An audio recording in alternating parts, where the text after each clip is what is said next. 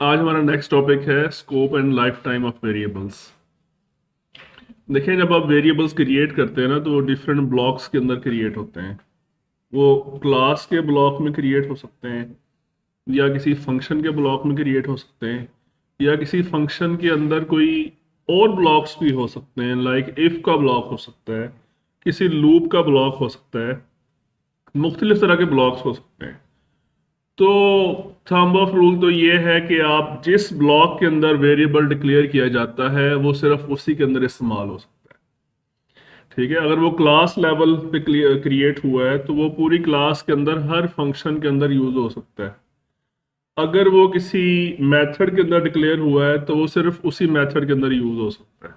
ये उसका स्कोप है। स्कोप का लफ्ज़ी मतलब होता है स्पेस, जगह, जहां जहां पे वो जिस रेंज के अंदर इस्तेमाल हो सकता है। ठीक है। और लाइफ टाइम का मतलब क्या होता है? लाइफ टाइम का मतलब होता है कि वो वेरिएबल कब मेमोरी के अंदर क्रिएट होगा और कब मेमोरी से डिस्ट्रॉय होगा। ठीक है। तो हम एक एग्जांपल देखते हैं। ये एग्जांपल है, यहाँ पे अगर आप देखें तो ये एक वेरिएबल, ये क्लास है। ठीक है। क्लास का नाम क्या है? प्रोग्राम। ठीक है। इसमें ये एक वेरिएबल क्रिएट हुआ है एक्स, और इसके ऊपर क्या लिखा हुआ है? Variable x has local scope with in this block. ये एक्स कहाँ क्रिएट हुआ है? ये मेन फंक्शन के अंदर क्रिएट हुआ है। एक्स कहाँ क्रिएट हुआ है? अब ये वेरिएबल एक्स जो है ये कहाँ क्रिएट हुआ है? मेन फंक्शन के अंदर। तो ये मेन फंक्शन के अंदर हर जगह पे इस्तेमाल हो सकता है। ये इसका स्कोप है एक्स का। कि इसका स्कोप क्या है एक्स का? कि ये मेन फंक्शन के अंदर अंदर इस्तेमाल हो सकता है, मेन फंक्शन से बाहर इस्तेमाल नहीं हो सकता। ठीक है, ये इसका स्कोप है। और लाइफ टाइम क्या है इसकी? कि जब मेन फंक्शन अपनी एग्जीक्यूशन स्टार्ट करेगा तो वेरिएबल एक्स मेमोरी के अंदर क्रिएट हो जाएगा। वेरिएबल एक्स कब क्रिएट होगा? जब मेन फंक्शन की एग्जीक्यूशन स्टार्ट होगी। और वेरिएबल एक्स मेमोरी से कब खत्म होगा? जब मेन फंक्शन की एग्जीक्यूशन कंप्लीट हो जाएगी। सिंपल सी बात है लाइफ टाइम इसकी। ठीक है। इसी तरह ये वेरिएबल वाई है, इसका स्कोप भी यही मेन फंक्शन है। फिर आगे चलते हैं। ये ब्लॉक वन स्टार्ट हुआ है, ये देखें, ये ब्लॉक वन यहां से स्टार्ट हुआ और यहां पे एंड हुआ है। ठीक है। इसमें एक वेरिएबल कौन सा बना है? जी। अब ये जो जी है ये सिर्फ इसी ब्लॉक के अंदर यूज हो सकता है, इस ब्लॉक से बाहर यूज नहीं हो सकता। समझ आ रही बात? और यहाँ पे ब्लॉक खत्म होने के बाद नीचे लिखा भी हुआ है variable g is not accessible outside this block. और यहाँ पे एक लाइन लिखी हुई है, console dot write line, x की वैल्यू प्रिंट करो, वाई की वैल्यू प्रिंट करो और जी की वैल्यू प्रिंट करो। अब यहाँ पे एक्स और वाई की वैल्यू तो प्रिंट हो जाएंगी, जी की वैल्यू प्रिंट नहीं होगी यहाँ पे, बल्कि इस स्टेटमेंट पे एरर आएगा कि भाई यहाँ पे आप जी को यूज नहीं कर सकते। ठीक है।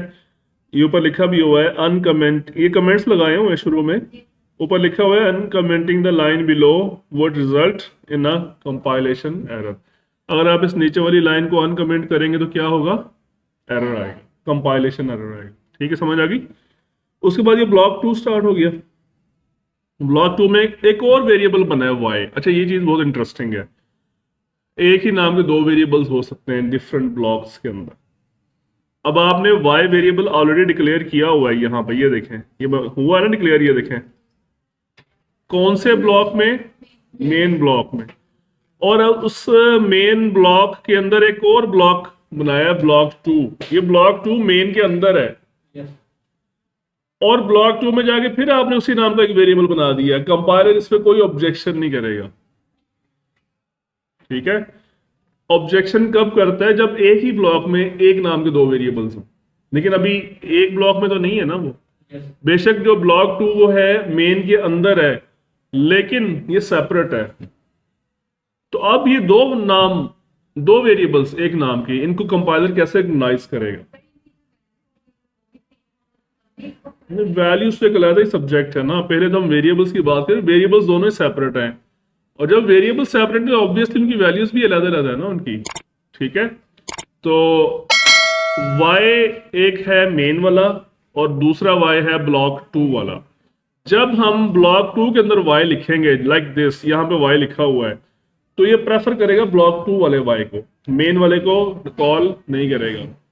लेकिन अगर आपने यहां रहते हुए ब्लॉक 2 के अंदर रहते हुए आपने मेन फंक्शन वाला y यूज करना है, तो आपको उसका नाम साथ लिखना पड़ेगा कि मेन फंक्शन वाला y। क्लियर? जब आप किसी लोकल ब्लॉक के अंदर किसी उस वेरिएबल को यूज करते हैं, अगर उसी नाम का वेरिएबल कहीं बाहर भी है तो वो प्रेफर करता है लोकल वाले को। समझ आ गई बात? ब्लॉक 2 से आप बाहर निकले तो फिर आपने y को दोबारा कॉल किया। अब ये ब्लॉक 2 से जब बाहर निकल गए तो अब ब्लॉक 2 का y खत्म हो गया, अब ये मेन वाला y चलेगा। ठीक है, तो इस प्रोग्राम को आप चला के देखिएगा। सही है? Okay, next topic is class and object के। क्लासेस एंड ऑब्जेक्ट्स पे हमने डिटेल से पढ़ना है, हमारा एक पूरा कंप्लीट लेक्चर्स होंगे ऑब्जेक्ट ओरिएंटेड प्रोग्रामिंग पे।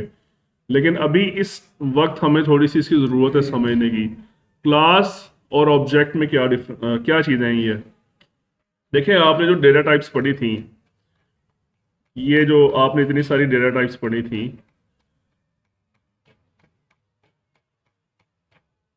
आई थिंक वो लोड नहीं हुई, तो होपफुली आपको याद होगी। इंट, फ्लोट वगैरह सारी डेटा टाइप्स आपको याद होंगी।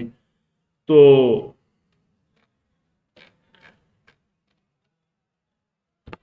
वो जो होती है ना, उनका जो वेरिएबल्स जो होते हैं वो उसमें एक वैल्यू स्टोर हो सकती है। जस्ट इंट टाइप का वेरिएबल बनाए, उसमें एक वैल्यू स्टोर होगी। फ्लोट टाइप का वेरिएबल बनाए, उसमें एक वैल्यू स्टोर होगी। अगर आप किसी ऑब्जेक्ट के बारे में डेटा स्टोर करना चाहते हैं तो वो उसके अंदर स्टोर नहीं हो सकता। What is an object? For example ये लैपटॉप है, हम लैपटॉप के बारे में सारी डिटेल स्टोर करना चाहते हैं कि इसका प्रोसेसर कितनी पावर का है, इसकी हार्ड डिस्क कितनी पावर की है, कितनी कैपेसिटी की है, इसकी रैम कितनी कैपेसिटी की है, इसका डिस्प्ले साइज क्या है, और इसकी प्राइस क्या है, इसकी कंपनी क्या है, मॉडल क्या है, ये सारी चीज़ें। तो क्या ये सारी चीज़ें एक वेरिएबल के अंदर आ सकती हैं? नो। फिर हमें इसकी एक ऑब्जेक्ट बनाना पड़ेगा, उसमें इसकी सारी डिटेल सेव होगी। एक ऑब्जेक्ट के अंदर मुख्तलिफ वेरिएबल्स आ जाते हैं, एक से जायद, हर फीचर के लिए। ये जो इतनी सारी चीज़ें बताई है ना मैंने आपको, प्रोसेसर की वैल्यू, हार्ड डिस्क की वैल्यू, रैम की वैल्यू, ये सारी क्या है? ये फीचर्स हैं इस ऑब्जेक्ट की, प्रॉपर्टीज हैं। ये सारी चीज़ें क्या है? फीचर्स हैं, प्रॉपर्टीज हैं। तो प्रॉपर्टीज को सेव करने के लिए एक वेरिएबल में नहीं हो सकता, फिर हम बनाते हैं क्लास। क्लास एक यूं समझ लें, एक जस्ट डिज़ाइन होता है। जैसे आपने समझ लें कि फैक्ट्री के अंदर जब कोई कार कार बनाने वाली फैक्ट्री है, उन्होंने नया मॉडल बनाना है कार का कोई, तो वो ऑन पेपर सारा डिज़ाइन बनाएंगे ना पहले उसका, कार का। ऐसे ही होगा ना, ऑन पेपर डिज़ाइन बनेगा, उसमें एक एक चीज़ डिस्कस होगी, इसमें ये फीचर्स होंगी सारी। उसके बाद वो जो डिज़ाइन होगा वो फैक्ट्री लेबर के हवाले कर दिया जाएगा, इंजीनियर्स के हवाले कर दिया जाएगा।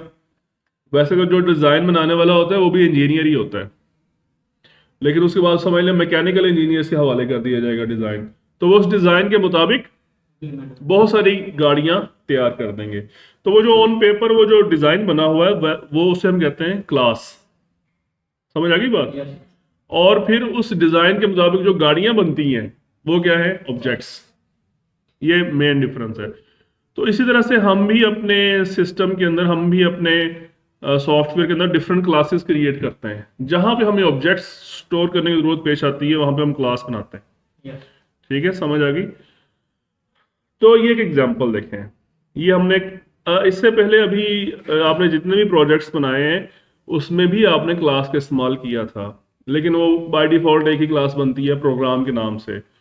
और इससे पहले आप लोगों ने जावा पढ़ी है ना? सब बच्चों ने जावा नहीं पढ़ी?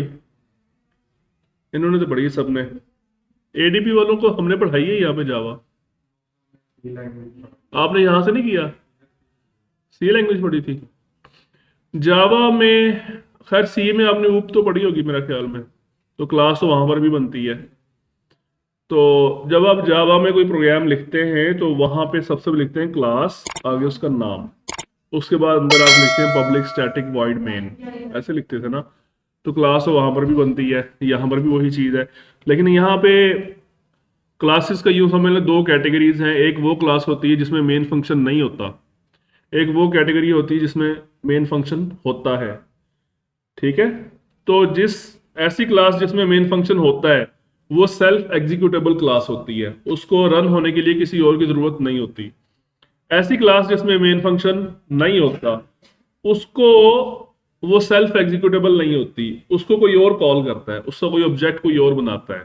ठीक है, तो अभी हमने ये देखें एक क्लास बनाई है, उसका नाम क्या रखा है, कार। और इसके ये देखें दो हमने उसके फील्ड्स या एट्रीब्यूट्स या प्रॉपर्टीज डिफाइन की हैं। कौन कौन सी, मॉडल और ईयर। वैसे तो मैंने आपको इतनी सारी फीचर्स लैपटॉप की बताई मैंने आपको, इसी तरह कार की भी बहुत सारी हो सकती हैं। फिलहाल इसका सिर्फ दो मेंशन किए हैं, मॉडल और ईयर। मॉडल किस टाइप का होगा, स्ट्रिंग। ईयर किस टाइप का होगा, इंट। बाकी ये पब्लिक में हम बाद में डिस्कस करेंगे पब्लिक क्या होता है। फिर इसका हमने एक मेथड डिफाइन किया है, मेथड का नाम क्या है, स्टार्ट इंजन। देखिए प्रॉपर्टीज में और मेथड्स में क्या डिफरेंस होता है। प्रॉपर्टीज डिफाइन करती हैं किसी ऑब्जेक्ट की अपीयरेंस को, कि वो दिखने में कैसा लगेगा, और मेथड डिफाइन करते हैं उस ऑब्जेक्ट के बिहेवियर को, कि वो क्या क्या एक्शंस परफॉर्म कर सकता है। तो कार का जो मॉडल है और जो ईयर है वो उसकी अपीयरेंस, उसकी प्रॉपर्टीज को डिफाइन करता है। और जो स्टार्ट इंजन है ये क्या है, उसका फंक्शन है, उसका एक्शन है, जो जो वो काम कर सकता है। तो स्टार्ट इंजन के अंदर हम वो सारी स्टेटमेंट्स लिखेंगे जो जो हम उससे एग्जीक्यूट करवाना चाहते हैं। अच्छा, उसके बाद ये देखें क्लास जो हमने कार की बनाई है बिल्कुल सेपरेट है। उसके बाद ये प्रोग्राम वाली क्लास स्टार्ट हो रही है। देखें ये वही क्लास जो हम पहले पढ़ते आ रहे हैं। इसके अंदर हमने आगे क्या किया, हमने ये देखिए इस लाइन पे गौर करें जरा, ये क्या लिखा हुआ है, car my car equal to new car. Java वाले स्टूडेंट्स इस लाइन से फेमिलियर होंगे कि ये क्या हो रहा है इस लाइन के अंदर। अगर आप सिर्फ यहां तक गौर करें, सिर्फ इन दो वर्ड्स पे गौर करें, कार माई कार, सिर्फ इन दो वर्ड्स पे गौर करें तो आपको समझ आ जाएगी। Car is the name of class जो अभी हम ऊपर डिफाइन करके आए हैं, और my car is the name of the object जो हमने बनाना है इस क्लास का जो क्लास होती है वो वन टाइम डिफाइन होती है, लेकिन जो उसके ऑब्जेक्ट्स होते हैं वो बहुत सारे डिफाइन हो सकते हैं, अनलिमिटेड नंबर ऑफ ऑब्जेक्ट्स। ठीक है, ये बिल्कुल वैसे ही है जैसे आप किसी डेटा टाइप का वेरिएबल बनाते हैं। अगर आपने इंटीजर टाइप का वेरिएबल बनाना हो तो क्या लिखते हैं, इंट ए, ऐसे लिखते हैं ना, पहले डेटा टाइप फिर उस वेरिएबल का नाम। तो यहाँ पर भी वही है, पहले क्लास का नाम फिर ऑब्जेक्ट का नाम। अब ये जो आगे लिखा है इक्वल टू न्यू कार, ये आप उसको इनिशियलाइज कर रहे हैं, उस ऑब्जेक्ट को। न्यू एक कीवर्ड है, ये यूज होता है उस ऑब्जेक्ट को मेमोरी के अंदर इनिशियलाइज करने के लिए। बाकी जो इसकी साइंस है पूरी, न्यू जो कीवर्ड है ना, तो हम बाद में देखेंगे। फिलहाल आपने सिर्फ ये इस लाइन से ये याद रखना है कि हम यहाँ पे क्या कर रहे हैं, एक ऑब्जेक्ट डिक्लेयर और इनिशियलाइज कर रहे हैं। ठीक है, उसके बाद हमने इस ऑब्जेक्ट की जो जो प्रॉपर्टीज डिफाइन की थी उनकी वैल्यूज दे रहे हैं कि माई कार डॉट मॉडल, उसका मॉडल क्या है, टोयोटा कैमरी। ठीक है, और डॉट ईयर, उसका ईयर क्या है, 2022। ये हमने उसकी प्रॉपर्टीज को वैल्यूज असाइन कर दी। देखिए इस तरीके से हम ऑब्जेक्ट के अंदर मुख्तलिफ जो उसकी फीचर्स है उसको वैल्यूज दे सकते हैं। ठीक है, फिर हम इसका फंक्शन कॉल किया, my car dot start engine, ये इसका फंक्शन है, उसको हमने कॉल किया। तो फिलहाल आपने सिर्फ इतना इससे ओवरव्यू लेना है कि क्लास और ऑब्जेक्ट क्या होते हैं जस्ट। बाकी इसको हमने इन डिटेल, इसका पूरा चैप्टर है, हमने पढ़ना है इसको। ठीक है, यहां तक कोई क्वेश्चन?